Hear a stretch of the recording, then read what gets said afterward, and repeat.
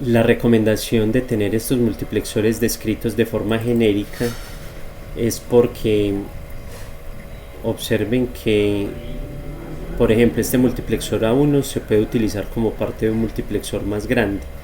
Si yo definiera acá un valor específico de un circuito en particular, digamos por ejemplo en este multiplexor 4A1 o en el 8A1, si nosotros definimos aquí ya valores específicos, entonces no se pueden utilizar como multiplexores 8A1 para construir otros circuitos más grandes, no necesariamente hablando de expansión de multiplexores. Entonces la sugerencia acá es dejar estos circuitos así genéricos, y más bien cuando se requiere hacer la generación de una función lógica, se utiliza como componente, como lo vamos a ver a continuación.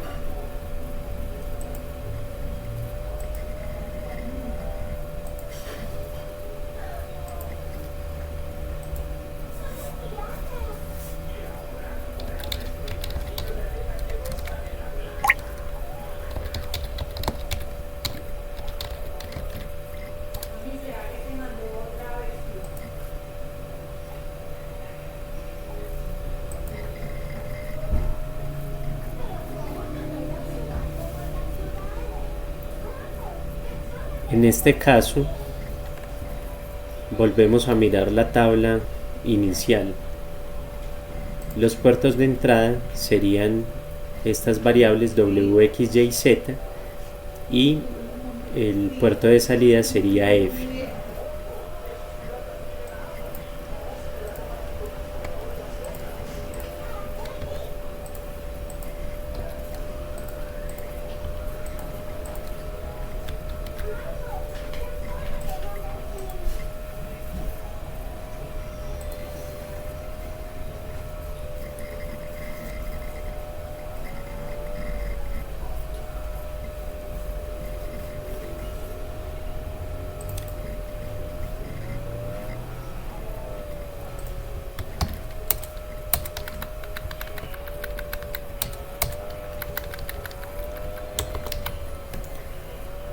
Para generar esta función, entonces vamos a tomar del multiplexor 16A1 la entidad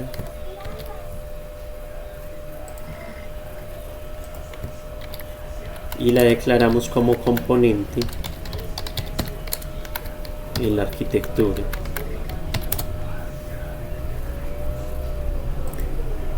Y generamos las señales necesarias para realizar las conexiones.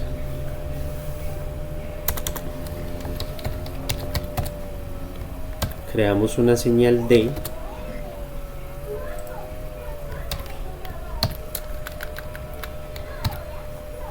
que sería un vector de 15 a 0. Esta debería ser de 15.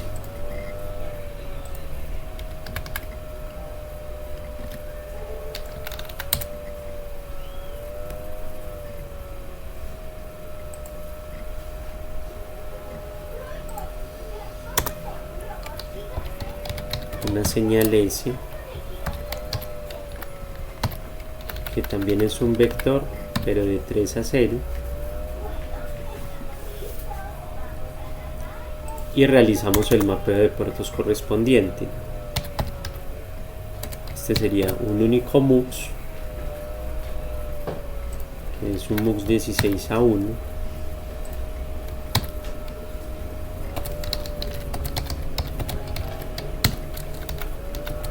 al cual le ingresamos D, que corresponde a esta señal, S, y la salida va a ser F.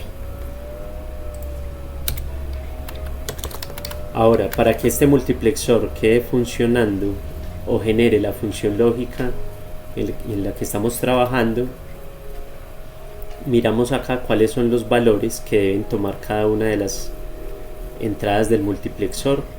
Sería con esta columna de acá.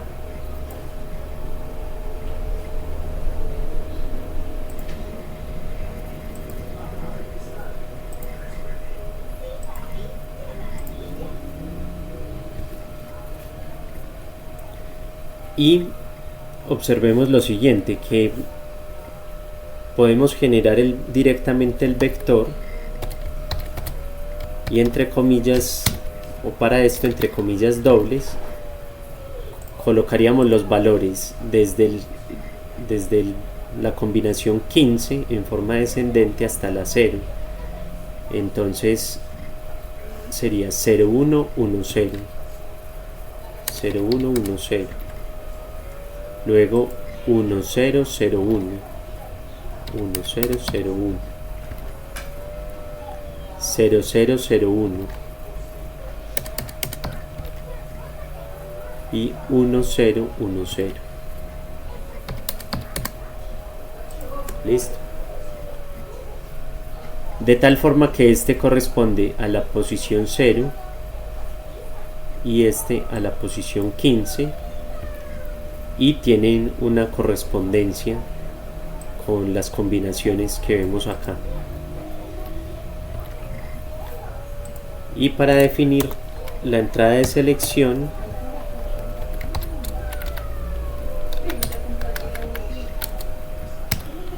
vamos a realizar una concatenación de las variables de entrada, que en este caso W es la más significativa, luego sigue X, Y y Z.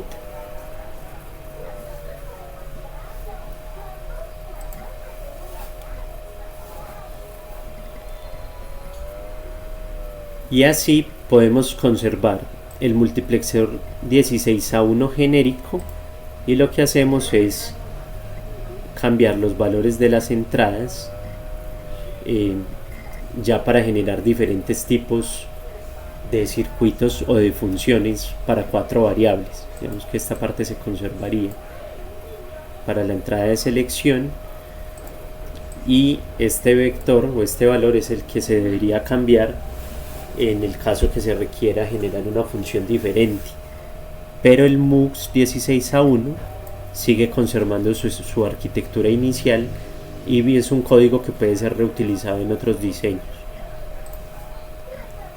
Para la simulación debemos garantizar que en esta carpeta de códigos de simulación o simulation source esté seleccionado como top module este archivo de función unidad 1.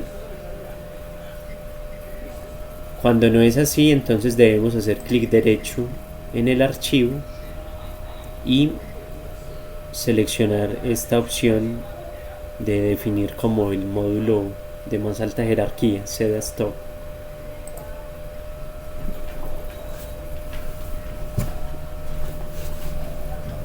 Esto en el caso que no vayamos a utilizar un archivo de prueba o test bench. Entonces vamos a mirar primero la simulación forzada y posteriormente pasaremos a mirar cómo se realizaría un archivo de prueba para la simulación.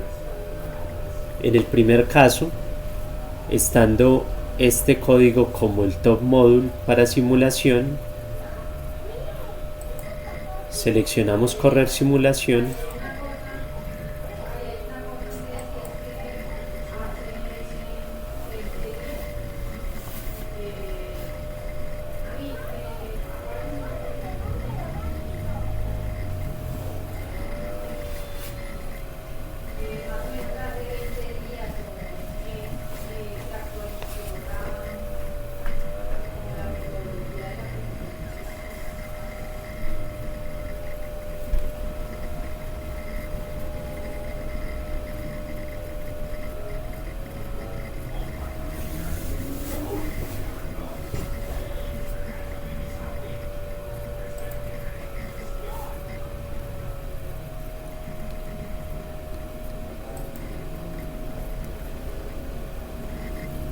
para generar los valores o las diferentes combinaciones de W, X, Y, Z. Se tiene en cuenta que al mirar acá en la tabla hay como unos patrones de variación de estas variables. Observen, por ejemplo, que en el caso de W está durante 8 combinaciones en 0 y 8 combinaciones en 1. Me refiero a combinaciones consecutivas, ¿sí? Porque aquí también pasa lo mismo, también están durante 8 en 0 y durante 8 en 1, pero para X son 4 combinaciones en 0, luego 4 consecutivas en 1, luego 4 en 0, luego 4 en 1. Para Y, la variación es cada 2 combinaciones y Z varía con cada combinación de 0 a 1. Esto lo podemos generar aquí en el simulador de la siguiente manera. Hacemos clic derecho sobre Z, forzamos un clock, colocamos un periodo de 200 nanosegundos. Estos valores van así en 0 y en 1, lo que quiere decir es que la señal arranca valiendo 0 y con el cambio del flanco pasa a 1, luego pasa a 0 y luego a 1, y tiene un ciclo útil del 50%.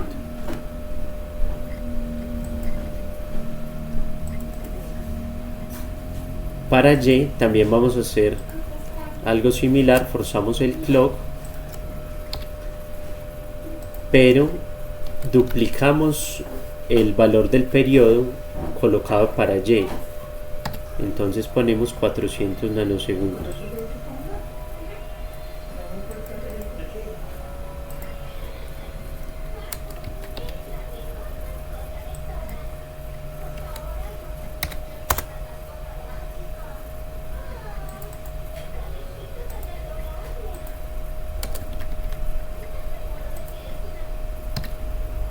Y en el último, para W, que es el más significativo, colocamos 1600.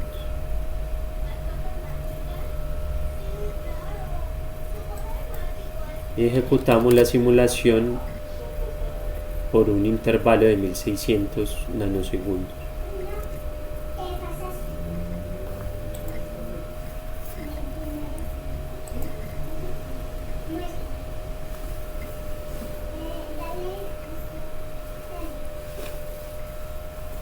En la parte inferior de la simulación se pueden observar las dos señales que fueron definidas.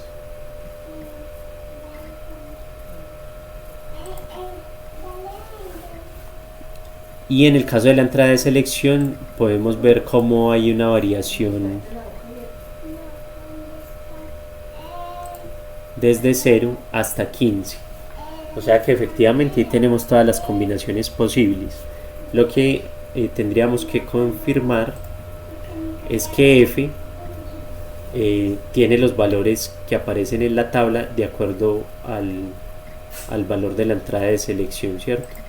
Entonces en ese caso revisemos los primeros 4, serían 0, 1, 0, 1. Aquí teníamos 0, 1, 0, 1. Luego 1, 0, 0, 0, 1, 0, 0, 0, 1, 0, 0, 1, 1, 0, 0, 1 y 0, 1, 1, 0, 0, 1, 1, 0.